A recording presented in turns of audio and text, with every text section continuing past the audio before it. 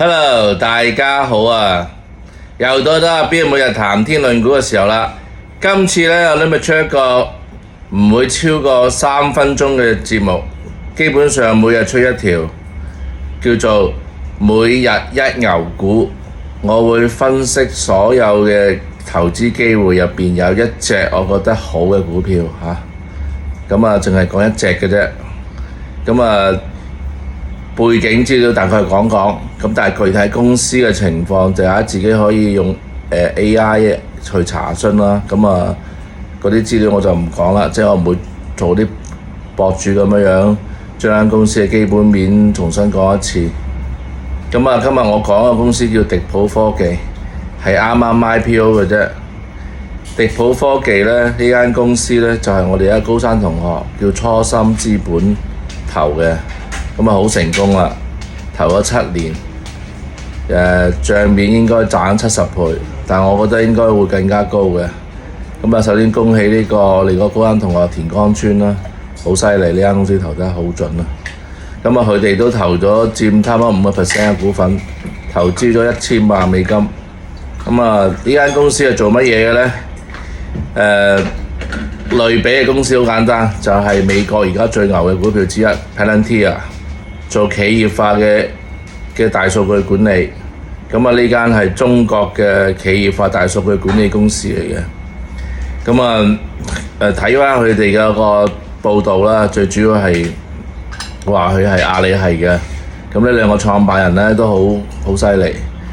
阿江川好勁，喺佢哋乜都冇融資嘅時候，純粹係一個攞塊白板寫 idea， 連 PPT 都冇做，投咗佢哋啦。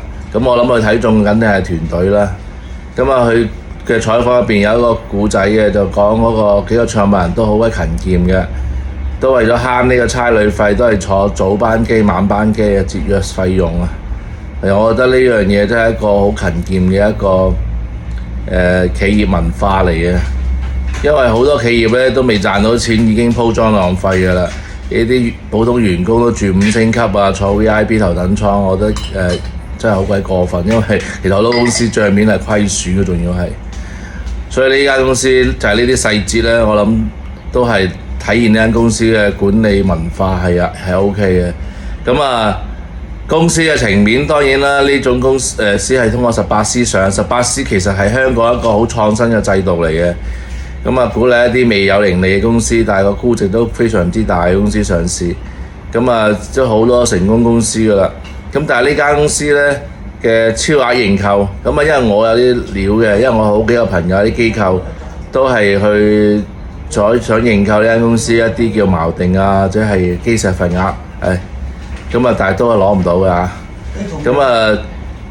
散戶就好熱情啦，參與咗好多。你睇下股票呢幾日，琴日好似升咗15%㗎。